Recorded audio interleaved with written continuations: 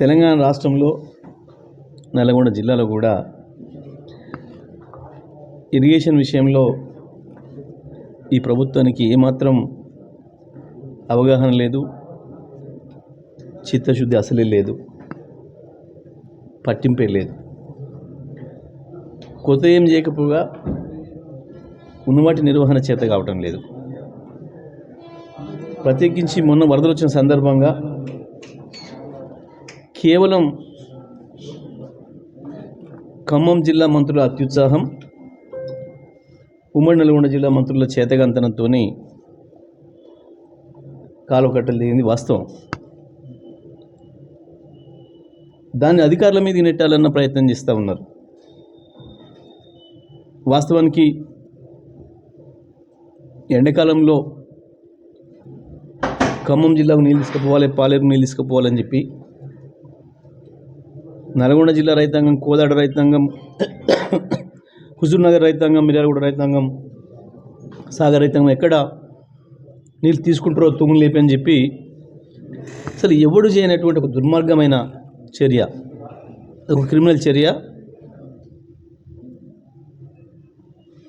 గేట్లకు లాకులు చేయడం, వెల్డింగ్లు చేయడం పర్మనెంట్. వాస్తవానికి ప్రతి కాలువకు కూడా ఎస్కేప్ ఛానల్ కూడా ఉంటాయి. ఏదైనా ఇబ్బందికర పరిస్థితి వచ్చినప్పుడు వెంటనే నీళ్లను తగ్గించడం కొరకు, కాలువలో ఉన్న నీళ్లను తగ్గించడం కొరకు, కాలువ పైన ఒత్తిడిని తగ్గించడం కొరకు ఎస్కేప్ ఛానల్స్ కూడా పెడతారు ప్రతి చోట కూడా. అట్నే నాగార్జునసాగర్ ఎడమ కాలువ పైన ఉన్నాయి మనకు. కానీ దురదృష్టం ఏంటంటే మొన్న ఆ ఎస్కేప్ ఛానల్స్ను కూడా వెల్డింగ్ చేసి లాక్ చేశారు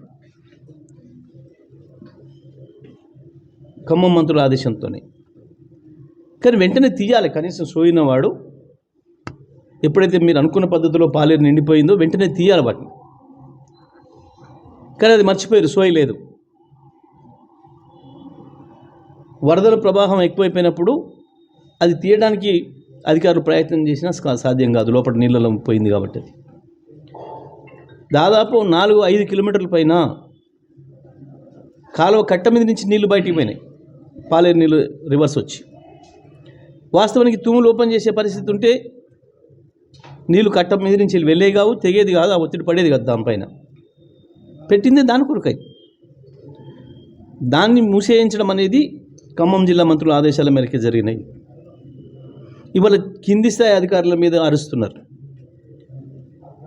వాస్తవానికి 24 రోజులు ఇవ్వరటి.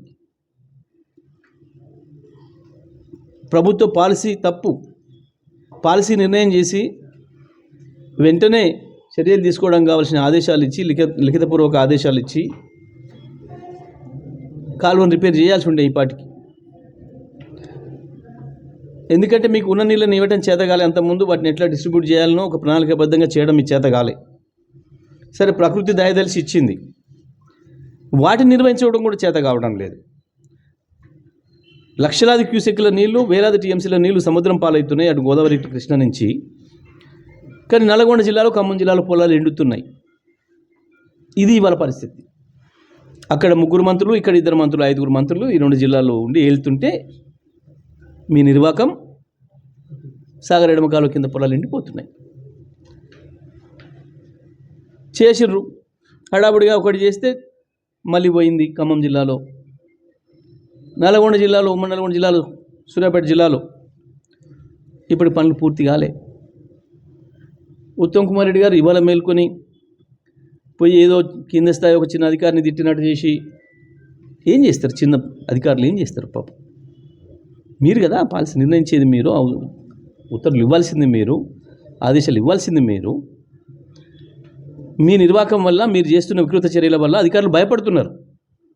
మీరు నోటి మాటగా చెప్తే చేయడానికి ఏ అధికారి కూడా ధైర్యం లేదు. ఇవాళ రాష్ట్రంలో మీ మీద విశ్వాసం లేదు, ప్రభుత్వాన్ని నడిపే పెద్దలపైన విశ్వాసం లేదు. మీరు చేస్తున్న కక్షపూరిత చర్యలు, మీరు చేస్తున్న వికృత చర్యలతోని రేపు మా మీదకి ఏమొస్తుందని అధికారులు భయపడుతున్నారు. మొత్తం రాష్ట్రంలో ఐఏఎస్ అధికారుల నుంచి, ఐపీఎస్ అధికారుల నుంచి కింది స్థాయి వరకు.